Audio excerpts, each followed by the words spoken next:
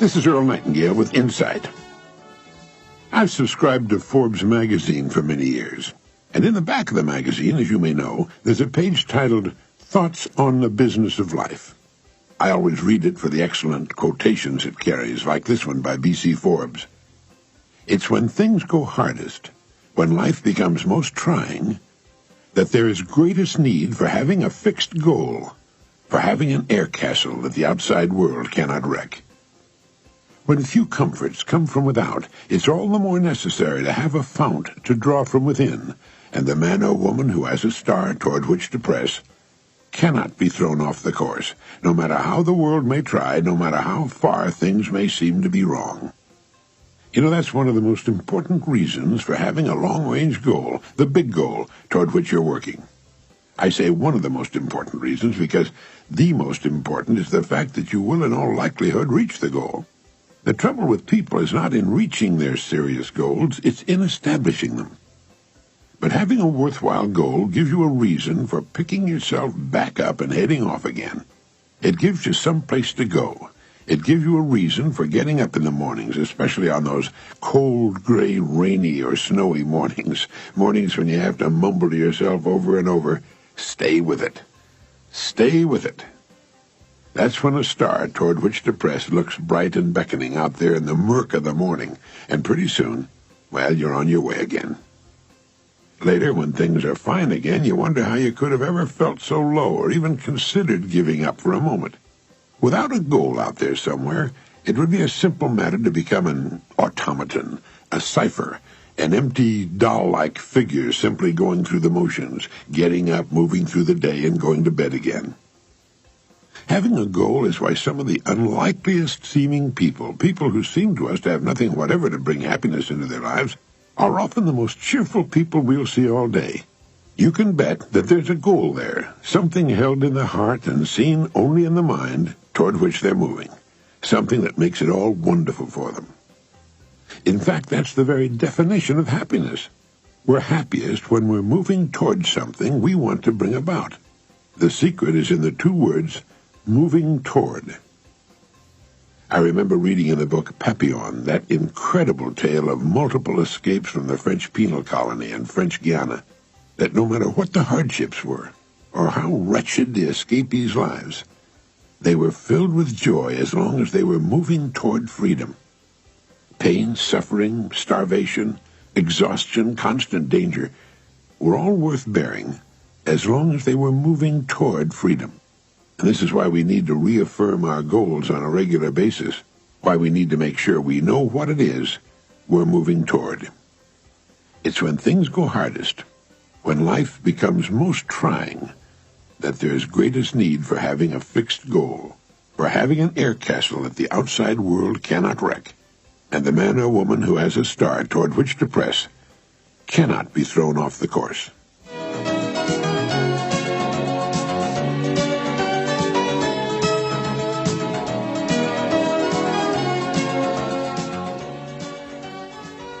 It's believed that the most common failing of human beings is a lack of self-confidence. We tend to remember our failures and forget our successes. To become healthier and get rid of self-doubt, we have to turn this around. Dr. Maxwell Maltz, in his book Psycho-Cybernetics, wrote that confidence is built upon an experience of success.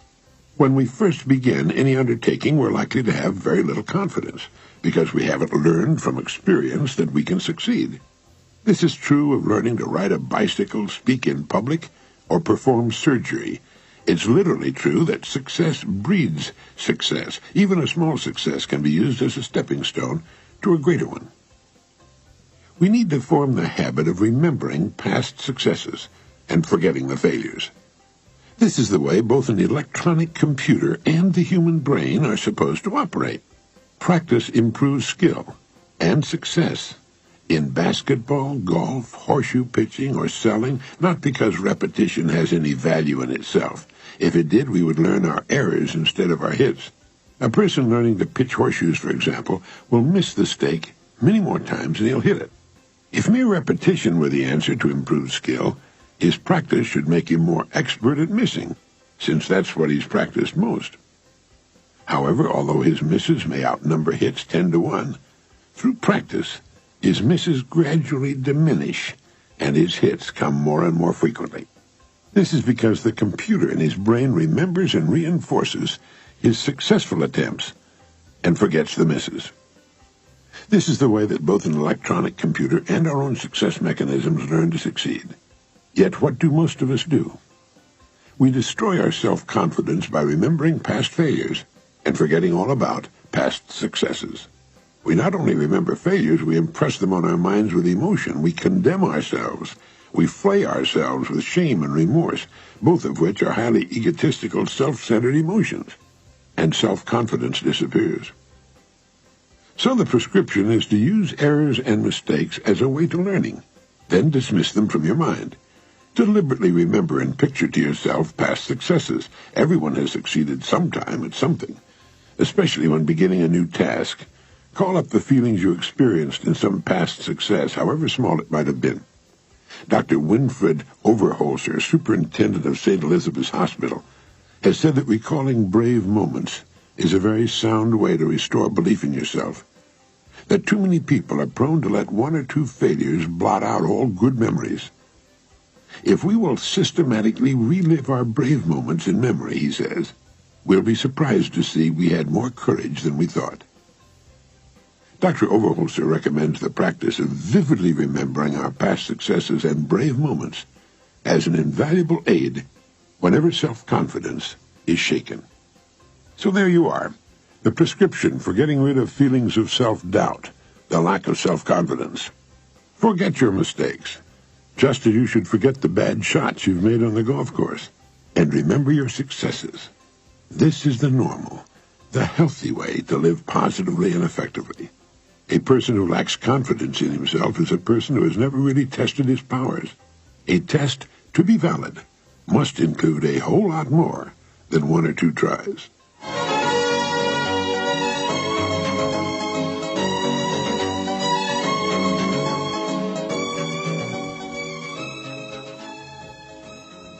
Dr. Kenneth Hildebrand, for many years a Midwestern minister and author of the book Achieving Real Happiness, told of a woman who was married to a cruel, shiftless alcoholic.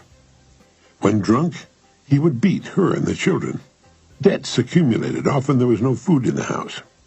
When the eldest child was 7, the husband deserted his wife.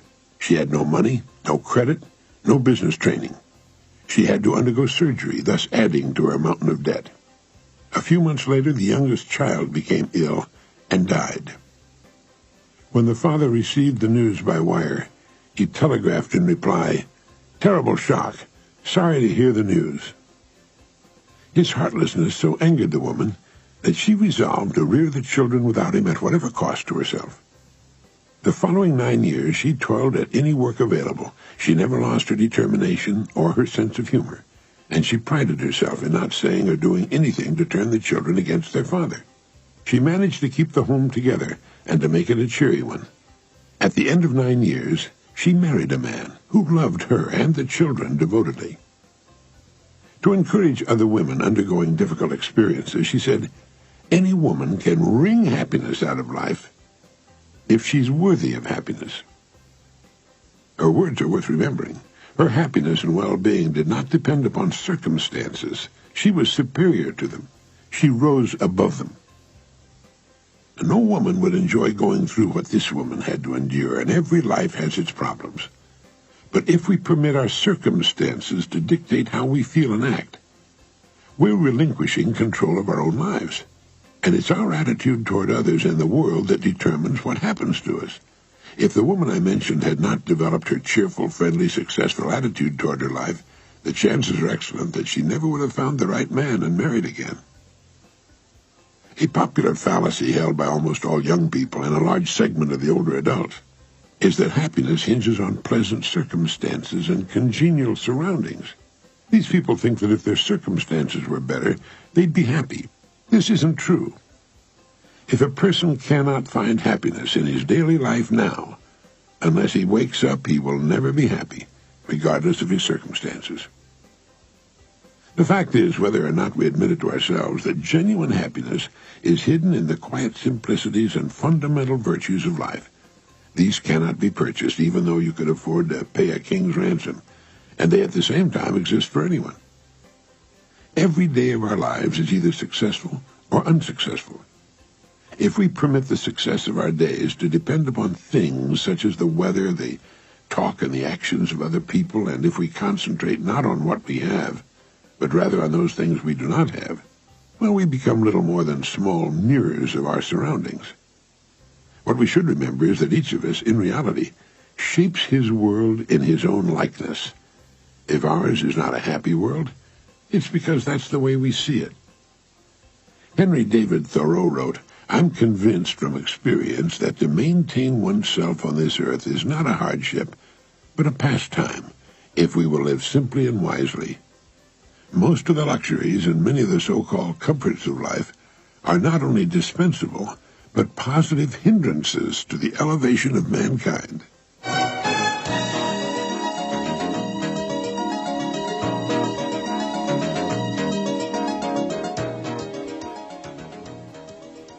The job of the good social critic, and we need social critics, is to see beyond the obvious to the supporting layers below. My old friend, newspaper columnist Sidney J. Harris, did that as well as anyone. He once had a column on sons and daughters in which he wrote, "Many, if not most, parents, as their children go through high school and into college, become terribly competitive on their children's behalf. They'll tell you at dinner parties that this child got into such and such a college, that this one is working on a master's, that another is making a certain team or winning a scholarship. Some of these, of course, are legitimate things for parents to be proud of.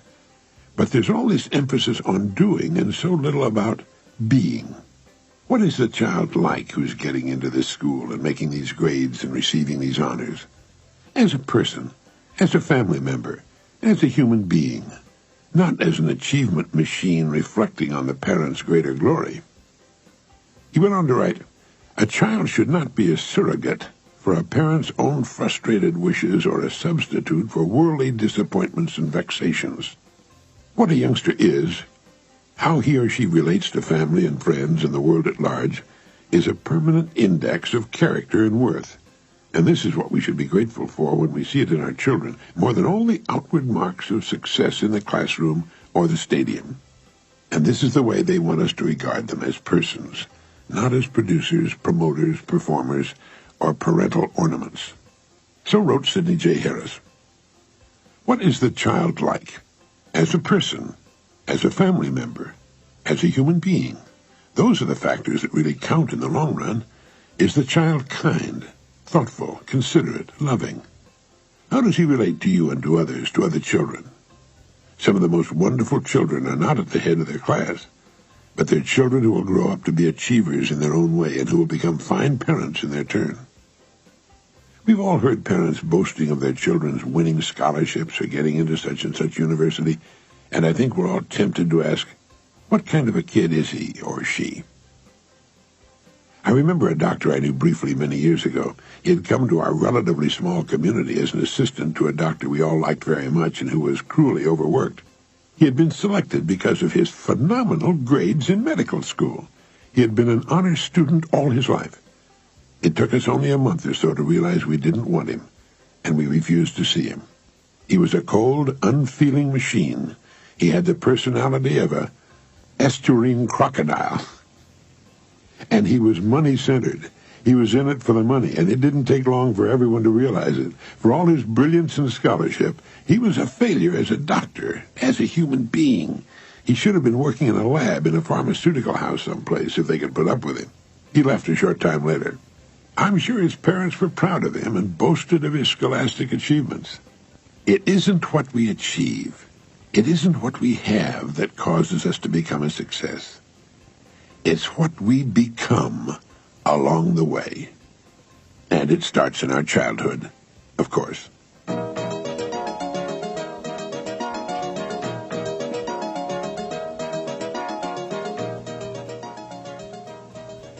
In their book, Type A Behavior in Your Heart, Drs. Meyer Friedman and Ray H. Rosenman talk about two kinds of personalities, the Type A and the Type B. Type A is the one who's prone to the heart attack.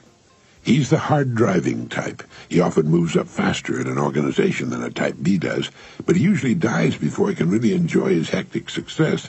He's highly demanding, easy to anger, rushing from one place to another, highly visible, drives like a demon. You know the type. Incidentally, when I say he, I don't mean to indicate that these types are restricted to men. They're not at all. As many women are affected as men.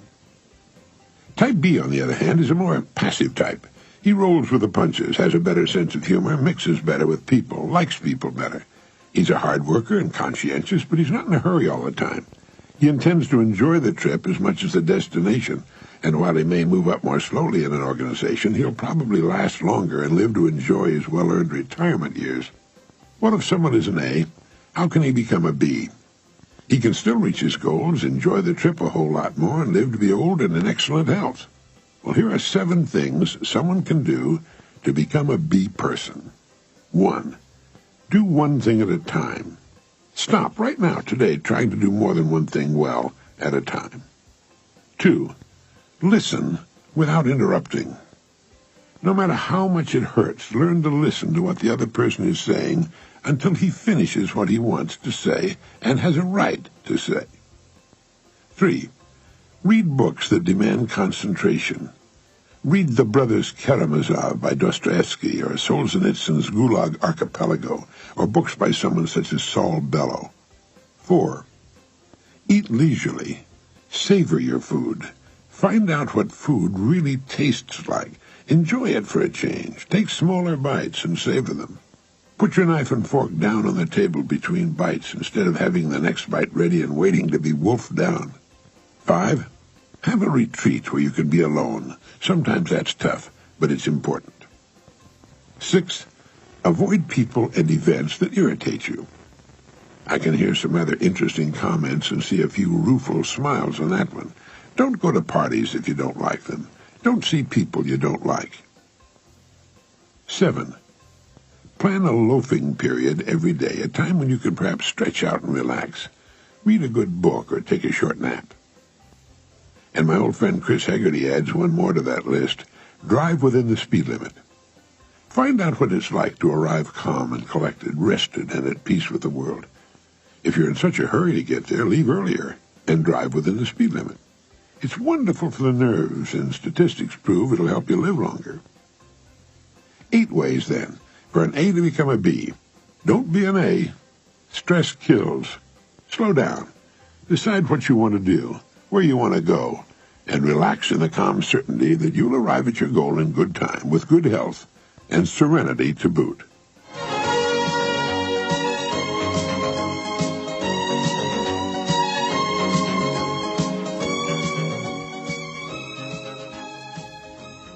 I received a letter from one A. Robertson, informing me that I had been appointed to an honorary position of some prominence in the community. Since it had included a framed certificate suitable for hanging and was unquestionably a bona fide honor, I wanted to thank the person sending it. But there was no indication on the letterhead or in the letter as to whether the sender was a man or a woman. Just A. Robertson, Executive Director. Now, a director can be male or female, no hint there. How would you address the person in a letter? I suppose you could call to find out, but when you write a letter to someone, I don't think that you should first have to institute an investigation to determine the person's sex. There's no time for that sort of thing. When a letter's turn to be answered comes up, you should be able to answer it on the instanter. Don't you agree? Now, he or she wrote to me as Mr. Earl Nightingale. But Earl is a dead giveaway. Nobody in his right mind is going to name a girl Earl. But what do you do with an initial? No matter what it is, the letter writer's sex is still in question. And you just can't start a letter, especially one in which you're thanking someone. Dear Robertson. Well, do you know what I did? I addressed the letter, Dear Person Robertson. Now, I know it's a person, and after all, person is about the highest designation possible on this earth. We're all persons first, and then whatever else we happen to be second, third, and so on. And person makes no sexual designation. It doesn't withhold sex, nor imply its withholding. It's a good, rich, sound, full word. Person. And as I wrote the thank you note for the honor bestowed upon me, I was aware that I was writing the letter in a slightly different way than I would have if I'd known for sure the sex of the person. I was writing the letter in a third way, not as I would if writing to a woman, not as I would if writing to a man, but different from both, and for some inexplicable reason, better than either. Addressing myself to a person, it seemed as though I were writing to someone of slightly higher rank. Interesting, isn't it? And I fell to thinking that that's what our kids are trying to tell us as they work their way through the difficult years. Look, I'm more than just another boy or girl. I'm a person. And our husbands and wives are trying to tell us the same thing. We tend to forget how wonderful and complex, how fraught with potential, a boy or a girl or a man or a woman truly is, if indeed we ever knew or thought much about it. Research is constantly uncovering what amazing, virtually limitless creatures we are. When writing a letter to a person, you're writing to the greatest creature the earth has produced. I was aware of that as I wrote the letter. Now, that isn't to say that we always act up to our true stature, nor that most of us are even aware of our true worth, but it's there all the same. So I'm going to send a copy of this issue of Insight to the person who wrote me that nice, complimentary letter. He or she may get a charge out of it. I meant no offense. After all, he or she is a person.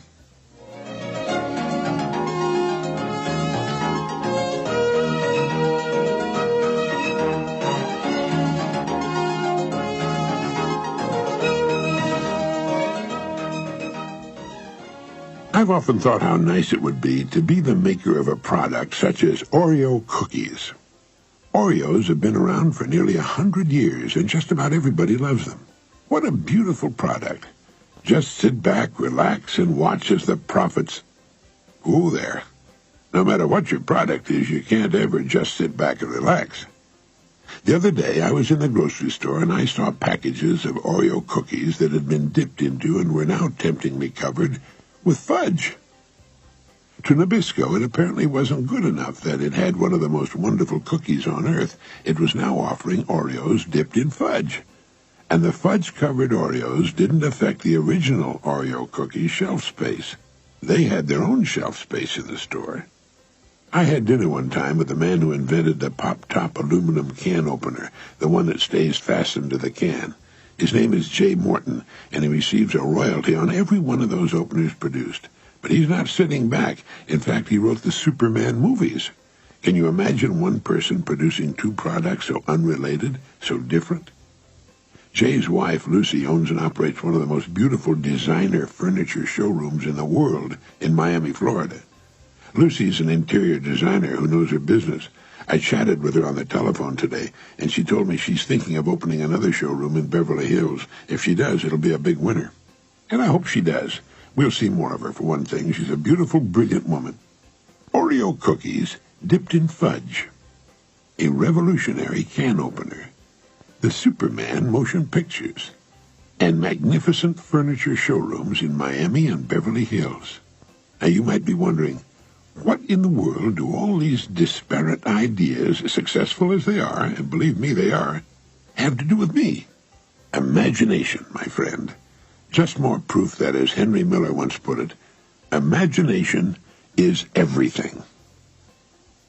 How are you doing in the imagination department? Can your product be dipped in fudge? What exciting ideas have you come up with during the past year? Care to write them down? How much are they worth, would you guess? If even the Oreo cookie can be improved upon, something most of us thought could never be done, it means anything can be improved upon. Is your package as simple to open as a can of whatever you want to drink? Can you imagine a writer of motion pictures inventing that can opener? Why not? It's true. Imagination is everything. And we're the only creatures on the planet, as far as we know, with the power of imagining. Imagination brings excitement, possibilities, adventure, love, fun, and good food into our lives. Imagination is the scout that leads the way and motivates us to try, to give it the best that's in us. When we lose the capacity for imagination, we lose everything else. The problem seems to be that a sizable segment of the population uses its imagination in a negative way. These people seem to be driven by necessity more than they are by fun and enjoyment. Perhaps it's the result of generations of eking out a subsistence. And if our imagination, our thinking is limited, barren, or bleak, that's the way it's going to be. After all, we're the ones who send out that scout. It's our imagination that's setting the stage for us. If we're held in some kind of limited prison, it's our imagination that's done it. It's our doing, and let's never forget it. Changing that mindset is so important and often so difficult. Maybe we need a little vacation once in a while, a bit of rest to stop and consider how things are going. Maybe it's time to dip the cookie into fudge or come up with a new can opener. After all, there's a Superman in each one of us. And we need to do some possibility thinking. Maybe we need to see a showroom like Lucy's. In fact, you might want to drop by there. It's called Lux, L-U-X-E, and it's at 45 Northeast 39th Street in Miami. When you look at the kind of furnishings Lucy has in that store, you begin to start thinking in terms of possibilities. It's a labor of love for Lucy. After all, her husband invented that opener and wrote the Superman movies. I wonder what Jay's doing these days. I suggest that you begin sitting for a few quiet minutes every day. Early in the morning's best for me, all by yourself perhaps, and let your imagination do a bit of scouting. You can come up with ideas too, you know. Ways to improve the things you're presently working with, ideas that can revolutionize your life. Keep this thought in mind. Imagination is everything. That's everything, not to be confused with some things. Imagination is everything.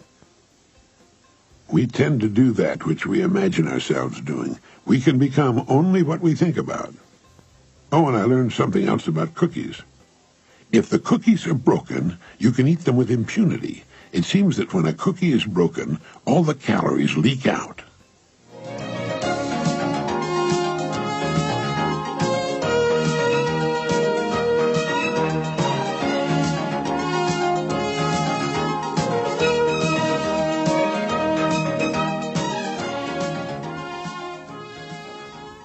Some time back, I was playing golf with a couple of friends from what we like to call the old days in radio. Incidentally, the old days in anything are the days when you were first starting in something. They've nothing whatever to do with the beginning of an industry or an art form. In the course of our conversation, mention was made of someone who, as the speaker put it, had decided to rest on his laurels, decided to try to play it safe. And I got to thinking that most people who rest on their laurels are singularly short of laurels upon which to rest. Now, this is not always true, of course.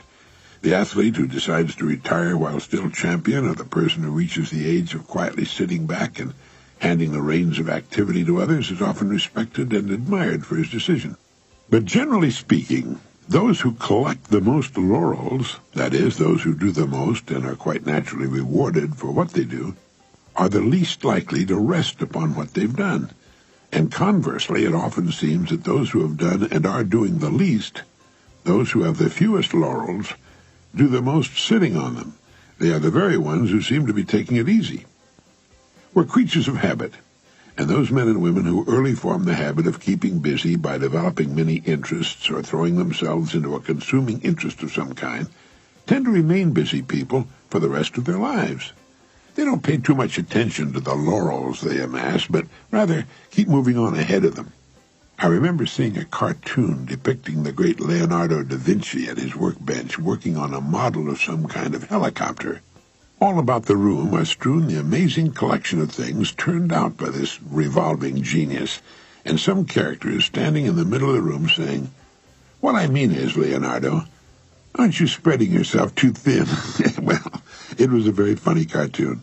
There was no way for a man such as Leonardo to spread himself too thin. There were no thin places in his genius.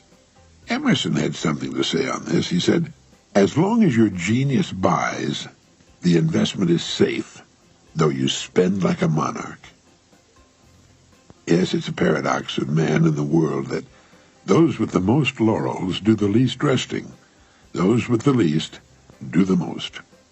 I remember hearing Billy Casper, one of the world's all-time great golfers, say, I find that the more I practice, the luckier I get. He said that after just winning the U.S. Open and then successfully defending his Western Open title in Chicago. He was far too busy winning new laurels to rest on the big pile of old ones. Getting back to our golf game discussion about the man who had decided to rest on his laurels, his value as a performer to his employer and himself began to diminish the moment he switched from being opportunity-directed to becoming security-directed. Chesterfield said, "Idleness is only the refuge of weak minds and the holiday of fools." And Carlyle said, "In idleness there is perpetual despair." It's all right to rest on one's laurels, but never more than a week or so.